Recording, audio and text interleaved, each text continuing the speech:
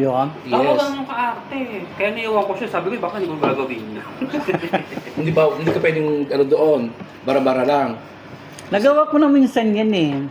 Ako lagi gumagawa dyan, dati. Kaya nang ginawa ko sa kanya, isang beses yung, may yung machine. Sabi ko, ito yung machine ko, gumawa ng sarili mo. Sabi ko, next time, bumili ka ng machine mo, doon ko na sa inyo magawa. Ginawa ko na minsan yan. Ayaw niya na ano. Mahal siya, pero mabait siya. Labait naman, kakuha lang.